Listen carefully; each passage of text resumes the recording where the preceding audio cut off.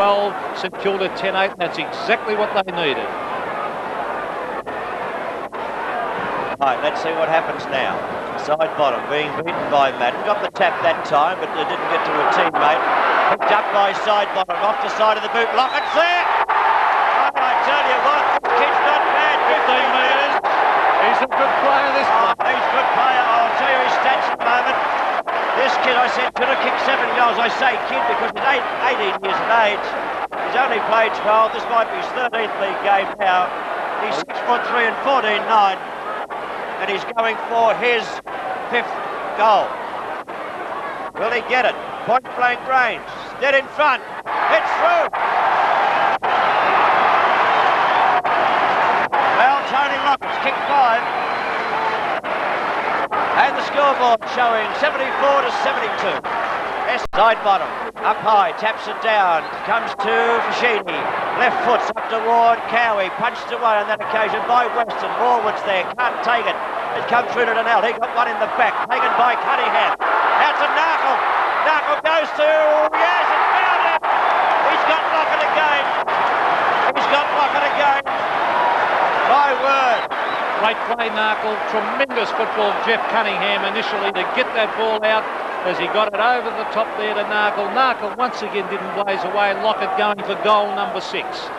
Let's see what the young full forward can do, and this will lift the stands here at St Kilda if he can kick it. He stabs at it, it's swinging back, it's a goal! 6 goals to Tony Lockett, the Saints come from everywhere. Well, would you believe that Essendon played in the grand final of last season against Hawthorn? St Kilda with a no-hopers, if I could use that word. 4th opponent going on to Tony Lockett. Now Carey's going to full back, and he'll be far too small, I would think, for Lockett. Lockett's 6'3", Carey about 5'11". And the Saints, I said, were a very good side last year, but my word, they're giving Essendon a shake this afternoon. St Kilda lead by 8 points. Side bottom, just got the tap, doesn't go far. Comes to turn. Can St Kilda go back into attack? They're about to do so. Has been driven off the boot of Tomei down to the half-forward line, with the mark taken by Weston. Weston of Essendon turns the tide. Paul Weston was one of Lockett's opponents, or his first opponent actually. There's a captain's mark. Beautiful mark, but it's a free kick in the meantime to Cunningham. Jeff Cunningham has been an outstanding player today with his tackling and his determination. Don't hand pass there. Kick it as long as you can. He's gone the short one, and that's a very ordinary kick and poor play by Jeff Cunningham. The ball back to the centre. There he is again, though, Cunningham. Over to Tomei. Tomei has the ball smothered. Great play by Hurd. Shane Hurd streaks across the half-back line and kicks it out wide. He's got a loose man there in Terry Danaher. The Bombers in trouble. Oh, well done. Oh, beautiful smother by the Saints. Oh, Morwood's copped it in the back, and that's a free kick, and that's poor play by Essendon. Well, Morwood on the wing position out of side will be looking into the half-forward zone, I would think, up toward Cowie. He's placed it, yes, and Cowie coming in from the back, can't take the mark. It's on the turf. Side-bottom hand pass comes out, and the Essendon defence stands firm. It's Weston once again, drives them out of trouble. Little Fashini up high. Tapped down now toward Tomei. Tomei gets it into Morwood. Morwood can't pick up cleanly. Hooks it underneath. A chance for Keel. Keel's left foot kick comes out up to the half-forward zone. Could have been a free kick. It's given to Cowie over towards side-bottom. Side-bottom goes in with Madden in pursuit. It's side-bottom and Madden. Madden wins out. Side-bottom got the fumbles. A hand pass comes back to Carey. Carey's left foot kick takes them out of trouble, and a mark taken up there by Bradbury. There was no mark, Jack. Well, he called it a mark. It hit the deck. I thought it was too, and the umpire may have paid in anticipation. Yes, I don't think he could see, but still there's Shane Hurd coming away with the ball. The Bombers are desperate now because they realise they're in trouble. Weston kicks it long. Burns is there. A courageous mark. That's gutsy. A real gutsy mark by Greg Burns. He could have copped the grandstand there. Oh, Narkle gets bundled out of the way. It's a free kick to Phil Narkle against Tim Watson. And the Saints supporters have gone mad.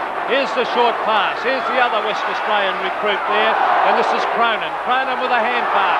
Beautiful play by Elphinston. He kicks long. He's looking for Lockett. Lockett and Carey. No mark. Play on's the call. In they come again. Morwood come in. Got bundled. Got caught. Umpire said holding the ball. No, Tony Lockett didn't hold that mark. It was a great effort though, but you can see the height there. Jack's going to be a problem for Carey. And strength too. Western hand passes out of trouble, nearly into trouble. He gave it to Duckworth. He from half-back goes up, another injury at the Pearson side bottom. Again. And it's a chance now for Essendon to score if Williamson get the ball moving quickly. He does so, and a great mark and play on Danaher. Danaher swings round in trouble. Van der Haar's caught, and it should have been a penalty, but play on was the call. The umpire, boy, Terry Danaher. But I thought it should have been a free kick against Van der Haar. Well, he should have either kicked the goal on his left foot or gone back and had his kick, and he turned straight into trouble. St Kilda 8 points in front. It's Essendon in attack, only 30 metres out from goal. Can St Kilda take it out? Keel's free kick, tackled too high. Gee, St Kilda fans are enjoying this. 15 metres. 15-metre penalty against Essendon for kicking the ball out. Tony Bahaja deliberately kicked it down into the fence, and oh boy, they've got their confidence up, Jack. Yes, Peter Keel now. What's he going to do? Is he coming around the flank? That he's doing. Narkle's in there with Cunningham. They all fly. They're all getting too ambitious now. No teamwork in there. Could have been a free kick to the Essendon Zazard, but the umpire said no. We've been playing nearly 15 minutes into the third term. It's St Kilda 12-8-80. Essendon 10-12-72. And a charge for Essendon through Watson to go forward. He looks for Foulds. The hand passes poor, and it's out of bounds. And St Kilda are doing this at the moment. Cowie is manfully taken on all the big man work. Side bottom's gone off the ground. The only really two tall players they have at the moment are Crow and of course Cowie, who in my opinion has been a tremendous team player all day. There's the ball thrown out. It's grabbed by Cunningham, who's been great all day. The ball up towards the centre wing. In they go after it. It's grabbed by Hurd. Shane Hurd onto the left foot, hooks it back towards half forward. Up they go. Cowie couldn't take the mark. Great play, Peter Keel. Taken away though by the Western Australian recruit there in Leon Baker. He gets it down towards set half forward. It's a free kick down the field against Robert Mace, and this could mean a goal coming up to the Bombers, because Paul Van der Haar will be taking the kick from 35 metres out, or is it Frank Donnell? They raffled that one, and Donnell is elected to take the kick from 35 metres out directly in front, and you cannot afford free kicks down the field, Jack. No, and this fellow either, he kicks the ball a mile. Frank Donnell, normally a great kick. Essendon trailing by 8 points before the kick. Donnell puts it up high, the umpire right underneath it. Essendon get a goal through Donnell, and it's only 2 points the difference. Yes, and well, Robert Mace won't be too happy with that. He's a very promising player this year as a rover for the Saints. There's the ruck work again. Watson gets it on the left foot. It's all the Saints. So Pacini's got it. He ducks away, goes for the long kick up towards Lockett. Out he comes, too late though this time, and take an easy mark. One of Essendon's better players today in Peter Bradbury. Gets it across the face of goal towards Carey. Carey has a bounce. Lockett in hot pursuit. Carey kicks it right out wide. He's looking there for Donnell. There's a bit of pace being shown there by Doug Cox, and no wonder, as he's a stall gift runner almost. In fact, it wouldn't surprise me if he was running next at the Easter Carnival. Jack, is that quick? Well, the boundary throw-in taking place on the outer side wing. Essendon trailing St Kilda by 2 points. Cowie doing a great job, as Peter McKenna told you. Bahaja picks up for Essendon, looking for somewhere to go. He straightens up, drives towards Van der Haar. No free kick to Van der Haar. The umpire said he was being held, so a free kick will be taken by Paul Van der Haar, well within scoring range.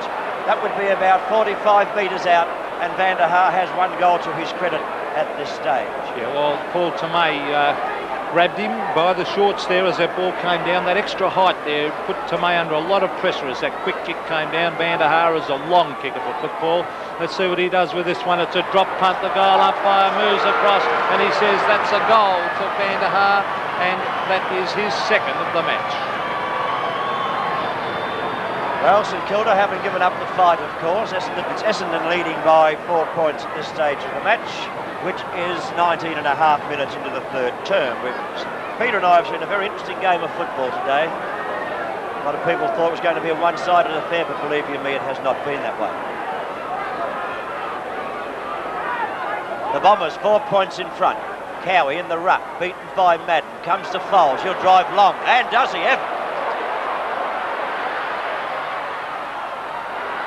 Down to the forward line, here comes Crow, picks it up. Oh, beautiful pick up by Max Crow, playing against his old club. A long kick, there's Burns again into the back of the pack, grabbed by Foulds, who is a very long kick up towards the forward line, but a nice mark ducking back there, and that is Silvio Fascini.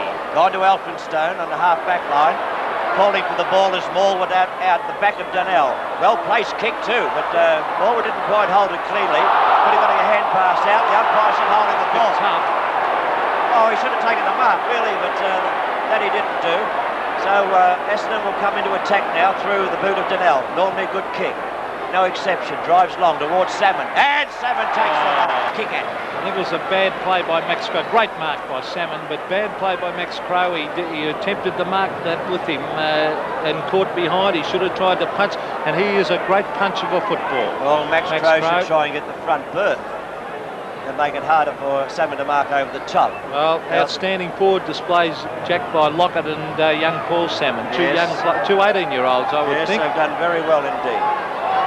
Salmon going for goal number 5. He leant back on the kick, but it's another goal. Essendon go to 10 points in front. Well, Essendon came away in the finish. The Bombers led by 9 points at quarter time, only 3 at half time, 16 at three-quarter time, and went on. The matches played today as we check. At least the young Saints took it right up to the Bombers, and they had some many good players. They had a great full forward down there. They left him one out, Tony Lockett that is, for most of the day. In fact, they left him one out far too often because the ball was kicked down there a number of times and there were no Rovers down there to back him up. He ended up kicking 7 goals. There's Young. That was kicked in the first 20 seconds of the game, that goal. That's Darren Williams, one of their little nippy Rovers across that half-forward line. Of course, the other one is Alan Ezard, the one that Melbourne gave away. Phil Narkle, you see there, with the helmet. He is going to be a really good player. He's got a bit of class about him. He's probably newer taking that diving mark, and he was tremendous with the young players yesterday. He was dying to let himself go, you could see that, but he just controlled himself. He encouraged the young players, and unfortunately he dislocated his shoulder in the third quarter, and that made a big difference to the young Saints. Also during the third quarter, before I mention that third quarter, that's Leon Baker, the West Australian recruit. A lot of skills, not over quick, but can kick either feet. Salmon, you saw taking that mark, was a tremendous player. 7 goals and missed 3 or 4. There's Narkle again. Seems to be able to create space and get out on his own. His disposal is impeccable. There's Muir again. And there's Lockett. Reminds me very much of Doug Wade. He's very strong overhead. He's not over quick, but he leads at the right time, which is important for a full forward. And I think we're going to see this year 3 or 4 full forwards kick 100 goals, and I think young Lockett, if he can just knuckle down and keep his head, I think he can do it. There's Salmon again. You see, 6'9". They had to swing Max Crow down onto him, and even Max Crow is about 6'5". Found Salmon a little bit too tall at 6'9". There's young Walsh. Some of our young viewers wouldn't know what 6'9" was. How many centimetres is that? Oh, I don't ask. I'm only a school teacher. Ron, turn it up. There's a 199, Lou, is it? There's a short pass coming down to the St Kilda forward line. That was Muir again. He unselfishly gave it across to Cunningham. Here's one of the best tacklers in league football, Jeff Cunningham. He's an inspiration to his teammate. Bradbury on the screen there. He was Essendon's second best player. He played a tremendous game across that half-back line, and he's a greatly improved player. Now, what about Merritt when he comes back into that side? Where will they put him? Well, they've got problems of having too many big blokes. Paul Vanderhaar was well down yesterday, Sam, and of course Simon Madden and Salmon will have to stay in the side. Merritt will come into centre-half forward, so what they do, they'll have to drop someone, and I don't know whether they'll drop Vanderhaar, but I think his best position is centre-half back, Paul Vanderhaar, to be quite honest. There's Salmon again. Have a look at that. Not only is he 6'9", but he went into the ruck and did tapping out. Tim Watson played a serviceable game, not his usual brilliant self, but that's typical of Watson, where he sprints away into the open goals and puts them through. With Salmon in the forward pocket and Madden and Merritt to come back, where can you play Vanderhaar? Well, this is the big problem. I just mentioned that a moment ago. Danaher will probably have to go back to full forward. The big blokes will have to play in the forward pocket. And in my opinion, Vanderhaar will have to play in the back line. Well, where did he play yesterday? Paul Vanderhaar played at centre-half forward.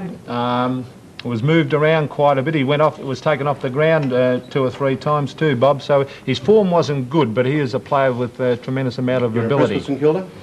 St Kilda, a greatly improved side, but on the other hand, you've always got that underlying thinking, Ron, of last year. They put up in a few games 2 or 3 good quarters and then they would fall in a hole. But I saw their under-19s. Every bloke was over about 6'2", so certainly their junior development is going to work in the future. We heard Kevin Shetty talking in Club Corner about the pressure that's on the senior players. It'll be interesting this afternoon's match.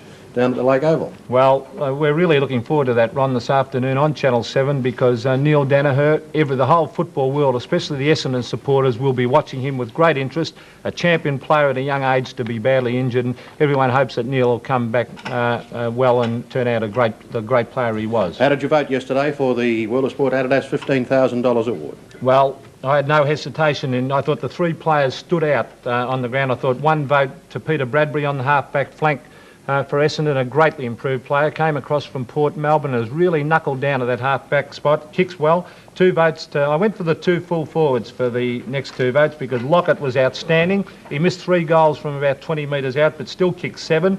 And of course the difference in the game was the height of Paul Salmon down at full forward. He kicked 7 goals, didn't make the distance 3 or 4 times, but tremendous skills for a player so tall.